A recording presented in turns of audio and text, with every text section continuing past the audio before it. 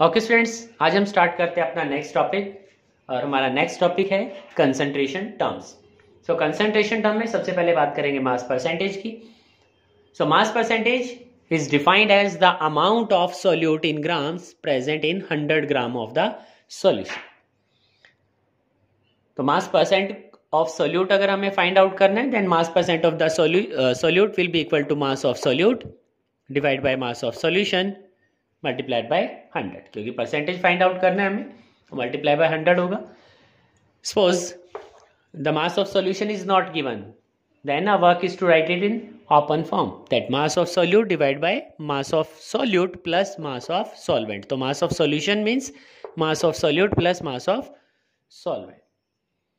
साथ ही साथ रिलेशन को थोड़ा चेंज कर सकते हैं। अगर हम बात करें यहाँ पर मास परसेंट की, then mass percent can be written as the mass fraction. अगर कई बार क्वेश्चन न्यूमेरिकल के अंदर हमें मास फ्रैक्शन वर्ड दे दिया तो किसी टाइप से कंफ्यूजन की जरूरत नहीं है वहां पर, क्योंकि मास फ्रैक्शन का मीनिंग है the mass of solute divide by mass of solution. इसका मतलब हम इस टर्म को मास फ्रैक्शन कह सकते हैं। ठीक है, mass of solute divide by the mass of solution and multiply by 100। तो डायरेक्टली अगर उसको लिखना हो, अगर न्यूमेरिकल के अंदर हमें मास ऑफ सोल्यूट या मास ऑफ सॉल्यूशन वर्ड की जगह मास फ्रैक्शन दे दिया उसने, तो हम क्या करेंगे, मास परसेंट फाइंड आउट करने के लिए मास फ्रैक्शन को सिंपली मल्टीप्लाई कर देंगे 100 के साथ and we will get our mass percentage. ठीक है, न्यूमेरिकल्स की बात करते हैं इस सेक्शन के। तो सबसे पहले बात कर लेते हैं अपने फर्स्ट न्यूमेरिकल की, मास परसेंट के बेस पर। So we have given a solution has prepared by dissolving 5 gram of urea in 95 gram water. What is the mass percent of urea in the solution? तो जब भी हमें क्वेश्चंस को करना है तो क्वेश्चंस को करते हुए हमें प्रैक्टिस में लेके आना है कुछ चीजों को। और प्रैक्टिस के अंदर वो क्या चीजें कि गिवन क्या क्या हमें है यहाँ पर। तो गिवन है हमारे पास यहाँ urea, that is 5 gram. Water की अगर बात करें, then water is given 95 gram. तो ये गिवन मास है हमारे पास। So given mass of urea या given mass of water 95 gram हमें गिवन। हमें फाइंड आउट करना है mass percent of urea in the solution. तो फॉर्मूलेज को लिखना अपनी प्रैक्टिस के अंदर लेके आना चाहिए हमें, क्योंकि सीबीएसई की मार्किंग स्कीम के अकॉर्डिंग जो फॉर्मूलेज हैं उनके लिए भी हमें मार्क्स अवार्ड कर दिए जाते हैं। So mass percent is equal to the mass of solute. तो यहां सोल्यूट क्या है हमारा, urea. So mass of urea, ठीक है, जो कि क्या है, सोल्यूट। तो इसको कुछ इस तरह से हम लिख लेते हैं ताकि चीजें भी हमें क्लियर हो जाए। The mass of solute that is urea divide by mass of solute जो कि यूरिया है plus mass of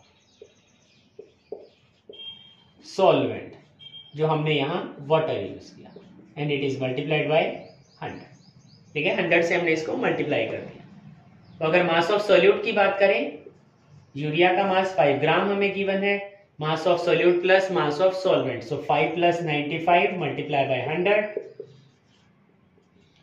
so 5 by 100 multiply by 100 and the mass percentage of urea is 5%।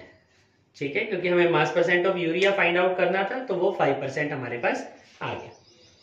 तो बड़े इजी और सिंपल क्वेश्चंस हमारे पास हैं, इस तरह से हमने वहां पर इनका कैलकुलेशंस करना होगा। एक और न्यूमेरिकल की बात करते हैं जिसके अंदर हमें एक सेकेंड टर्म को फाइंड आउट करना होगा। So next question is calculate the masses of cane sugar and water. ठीक है, calculate the masses of cane sugar and water required to prepare 250 gram of 25% solution of cane sugar। तो यहां अगर question को हम ध्यान से देखें तो उसने कहा masses of cane sugar और water हमें फाइंड आउट करना है। तो सबसे पहले गिवन क्या क्या चीजें हैं हमारे पास। We have given 25% solution of cane sugar, इसका मतलब मास परसेंट गिवन है हमें। So mass percent is equal to 25 and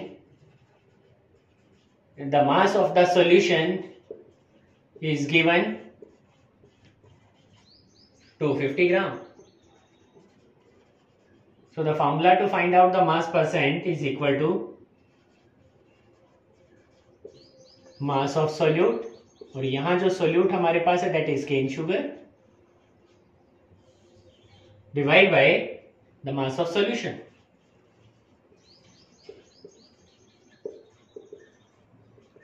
multiply by 100. अब मास ऑफ सॉल्यूशन हमने डायरेक्टली इसलिए यहां पुट कर दिया क्योंकि ऑलरेडी गिवन है हमें mass of solution that is 250 gram. So mass percent is given. Our work is to find the mass of solute divide by 250 multiply by 100. तो जैसे ही हम इसको रीअरेंज करेंगे we will get the mass of solute that is cane sugar. So this is equal to 25 multiplied by 250 divided by 100.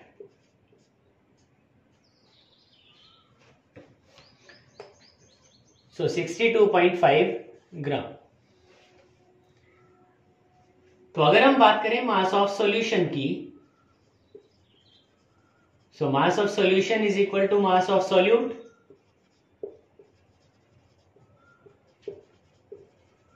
Plus mass of solvent. तो mass of solution 250, mass of solute अभी हमने find out किया 62.5 and the mass of solvent we have to find. ये हमें find करना है. तो mass of solvent, इसका मतलब सॉल्वेंट क्या है हमारा? वाटर.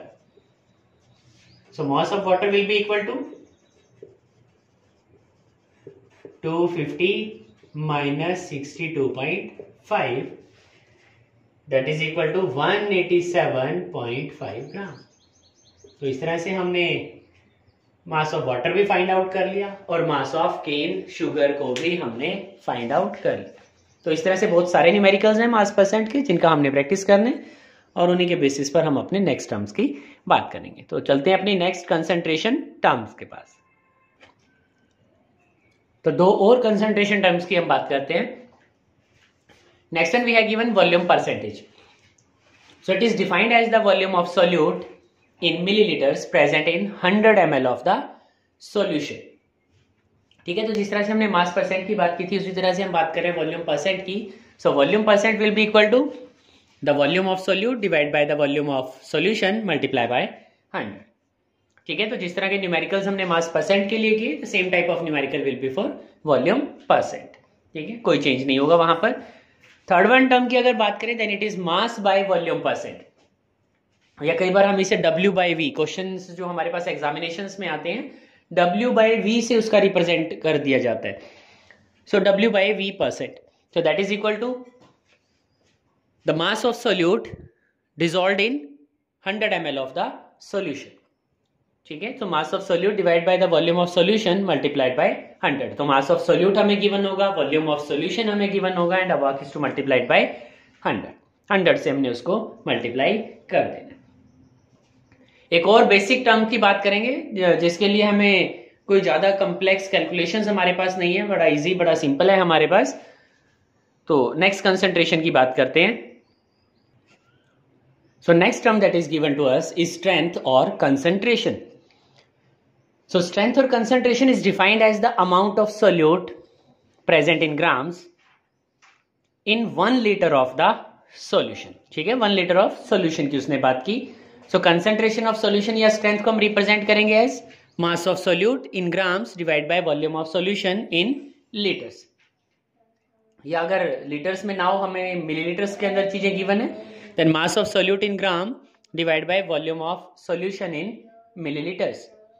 सो ml में हमने उसको चेंज किया. सो that's why it is multiplied with 1000. तो हमने उसको 1000 से मल्टीप्लाई कर दिया.